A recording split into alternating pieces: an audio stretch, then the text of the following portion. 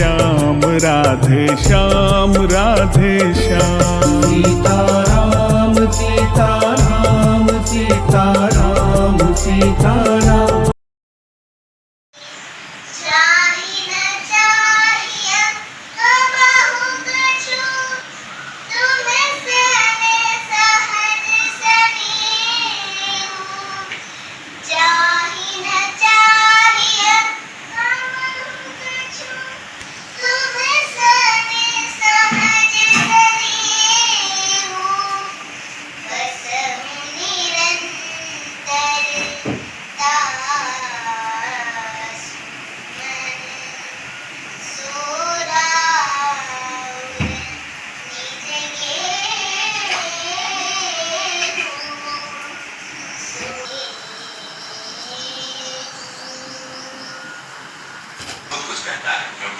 रामचरितमानस का ये छंद है, चौपाइयां हैं और इसमें जो बात कही गई है वो बड़ी गूढ़ है और लेकिन दूसरी तरफ अगर हम देखें तो बड़ी सरल है। और भगवान राम की जो आराधना करते हैं, अगर हम इस पूरे के पूरे वाक़ये की बात करें कि क्या हुआ था, तो इसमें हम कह सकते हैं जब वनवास पर भगवान राम, लक्ष्मण और सीता जब एक ऋषि के आश्रम में पहुंचते हैं तो वहां वो कहते हैं कि हे मुनिवर मैं कहाँ रहूं। उसके बाद का ये पूरा वृत्तांत है। इसको जब भी आप सुनेंगे तो हर बार एक नया एहसास होगा। कैमरामैन हीरा मंडल के साथ सिद्धार्थ, न्यूज स्टेशन दिल्ली।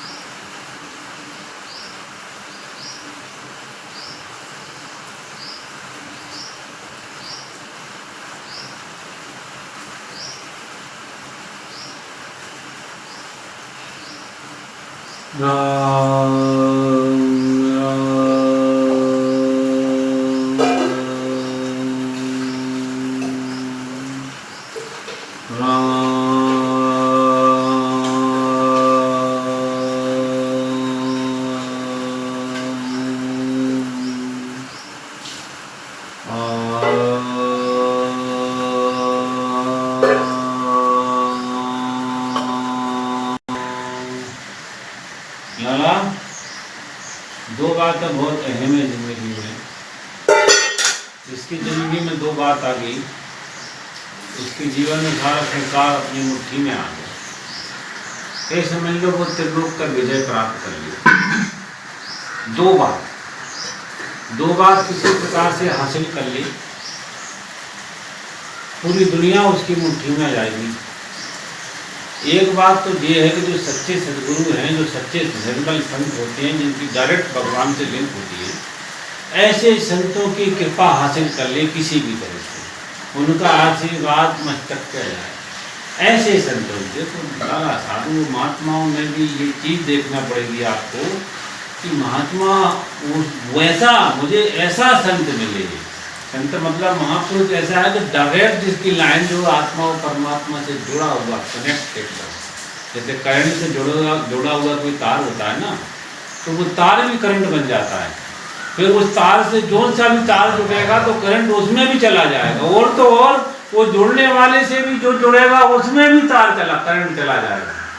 एक तो क्या ऐसे महापुरुष मिले अपने को जो भगवान से जुड़े हुए, जिनका अंतःकरण के लिए बिल्कुल ईश्वर में लीन हो, तो उनकी कृपा मिल जाए, उनका आशीर्वाद मिल जाए, एक बात। और दूसरी बात ये है कि अपना इंद्रियों का, अपने मन का संयम हो जाए।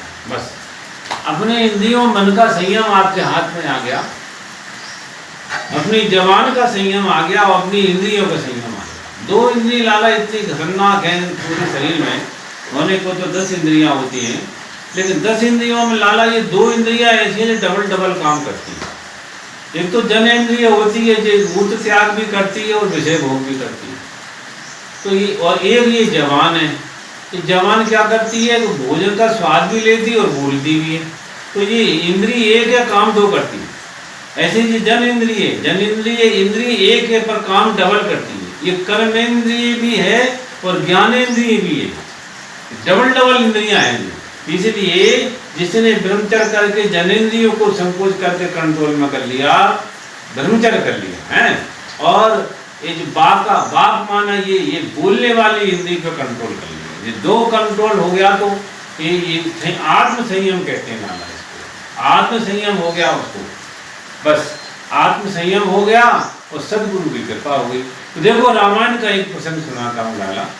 धनुष पड़ा हुआ था चौड़े में और ये बोला था कोई भी तोड़ दे धनुष को और सीता रूपी लक्ष्मी, सीता रूपी शक्ति उसको मिलेगी। जनक जी ने यही तो बोला है, कोई भी है, ऐसा बंधन नहीं था किसी को कि राम ही है या कोई भी, या कोई देव धनुष राक्षस XYZ कोई भी धनुष तोड़ दे। अब पूरी त्रिलोकी को पता था। फिर इनमें से जो बड़े बड़े हस्ती और ताकत वाले जो घूमते थे, ये कैलाश पर्वत उठाने वाले थे, बड़े बड़े दुनिया भर के आया जी माया, ये क्यों नहीं तोड़ पाए? तोड़ना तो क्या, उठा भी नहीं पाए लाला। तो कुछ तो बात है इसमें कि हाँ बात तो है भाई।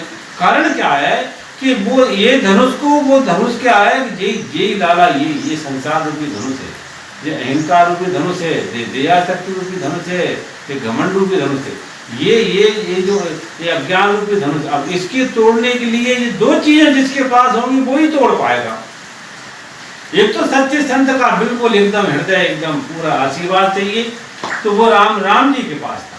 राम जी के पास साक्षात विश्वामित्र साथ में थे और विश्वामित्र का दिन जीत लिया था राम जी ने। तो राम जी के पास विश्वामित्र की पूरी कृपा थी और दूसरी राम जी के पास संयम बहुत जबरदस्त था, बिल्कुल पूरे शरीर का, खान पान का, इंद्रियों का पूरा संयम था। तो ये दोनों चीजें थी और राम जी भी वहां बैठे। लेकिन देखो, और जनक जी कहते हैं कि जो भी तोड़े मैं उसे सीता दूंगा, लेकिन राम जी बैठे हैं लेकिन तोड़ने के लिए उठते नहीं। और बाकी के राजा उठ के जाके दौड़ते हैं, हमें तोड़ूंगा, दुनिया भर के मेहनत करते हैं और फिर अंत में जनक जी फटकार भी लगाते हैं, अरे क्या कोई वीर है ही नहीं है क्या दुनिया में, कोई आदमी है ही नहीं है क्या दुनिया में, ये और वो दुनिया भर की। पर फिर भी राम जी उकताते नहीं है कि मेरे को चैलेंज दे रहे हैं। थोड़ा लक्ष्मण जी को तो नाराजगी आई, अरे तो मैं से कैसे, मैं रघुवंश का कुमार बैठा हूँ, राम का भाई, और मेरे सामने तुम ऐसा बोलते हो। जनक जी को फटकार दिया था उन्होंने, लेकिन राम जी ने लक्ष्मण को कहा, लक्ष्मण शांत हो जा, अपन को उत्तेजित नहीं होना है, शांत गंभीर रहना। गुरु महाराज बैठे हैं अपने, इनके सामने ऊंचा बोल नहीं बोलना, चुप रहो लक्ष्मण, गुरु महाराज तरफ देखो। ये शिक्षा देते हैं राम जी। तो अब देखो कितनी बड़ी गहराई है, जब मेरे गुरु महाराज बैठे हैं, जब तक इनका आशीर्वाद नहीं होगा लक्ष्मण, तब तक धनुष मैं भी नहीं तोड़ पाऊंगा।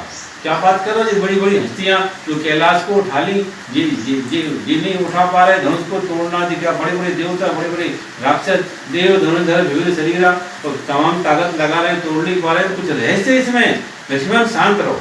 बिना सदगुरु की कृपा के, भले ही आपके पास आत्म संयम है, भले ही आपके पास तपस्या है, भले ही आपके पास तेज है, लेकिन सदगुरु की कृपा, जब तक ये कृपा करके आशीर्वाद देके ये नहीं बोलेंगे जाओ राम तोड़ो, तब तक मैं नहीं उठूंगा। और इन्हें कितना ही कहने दो, ललकारने दो, और जिसके पास घमंड होगा अब वो एकदम डंडा ले लेके उठेगा। तो वो घमंडी आदमी जो होता है वो फटकार से नहीं कर पाता, डांट फटकार उससे बर्दाश्त नहीं होता। तो इस तरह से राम जी ने लक्ष्मण को शांत किया और राम और लक्ष्मण अब दोनों चुपचाप बैठे रहे। जनक जी फटकारते रहे, देख लिया मैंने वीर बहीन मही में जानी, आज दुनिया में कोई वीर नहीं। जबकि सच्चाई ये है कि राम लक्ष्मण 2 महावीर बैठे हुए, लेकिन वो फटकारते हैं, लेकिन ये क्या उफान नहीं लाते और बुरा नहीं मानते, शांत बैठे। अब जाके समय बना है, विश्वामित्र जी ने समझ लिया इस बात को, ये मेरा चेला है, मेरी बिना आज्ञा के नहीं उठेगा। क्योंकि बड़े बैठे हैं तो छोटे क्यों फटफट करें ज्यादा। ये बहुत बड़ी दोष होता है लाला, बहुत बड़ा दोष होता है गुरुओं के सामने ज्यादा फटफट करना। और वो बैठे हैं अपना शांति से, तो फिर गुरु जी ने खुद आज्ञा दिया कि उठो राम बन जाओ भव चापा, मेटो चाओ धनुष जनक करता बजाओ। जब विश्वामित्र जी ने स्वयं आके आज जाओ राम उठो जाओ धनुष को तोड़ दो, अब राम जी समझ गए अब किसी की ताकत नहीं है, अब तो धनुष टूट ही जाएगा, इसी की कमी थी। गुरु जी ने खुद तो जाओ राम तोड़ दो धनुष, राम जी गए। अच्छा अभी भी राम जी कोई घमंड नहीं आया, कोई विशेषता नहीं आई कि मैं अब मेरे से बड़े प्रेम से गए धनुष के पास पहुंचे, सभ्यता देखो प्रणाम किया। आदर करना सबका आना चाहिए इंसान में, वही इंसान धनुष तोड़ पाएगा। धनुष को भी प्रणाम किया, हे धनुष देव, क्योंकि सब भगवत स्वरूप है सृष्टि। धनुष को प्रणाम किया और आसपास राजा थे उनको सबको भी, जो बूढ़े बूढ़े बुजुर्ग थे, राम जी ने नमस्कार किया। तब जनक जी को सबको फिर अपने, अब वहाँ गुरु जी तो थे नहीं, गुरु जी ऊपर बैठे थे, तो एक सेकंड के अंदर मन ही मन प्रणाम गुरु की ना, अपने मन ही मन में उन्होंने कहा हे सदगुरुदेव आप तो मेरे हृदय में बसे हो। मन ही मन अपने सदगुरु को प्रणाम करे तो एकदम से झटका मार दिया, पूरा धनुष उनके ऊपर आकाश में चला गया। बोलो उसकी आप रामचंद्र की जय, और तोड़ के दो टुकड़े करने। ये है रेस। तो सदगुरु कृपा और सबका सम्मान और इंद्रिय संयम, ये राम जी में था। तो अकेले राम जी से ही धनुष टूटा, तो बाकी किसी से नहीं टूटा।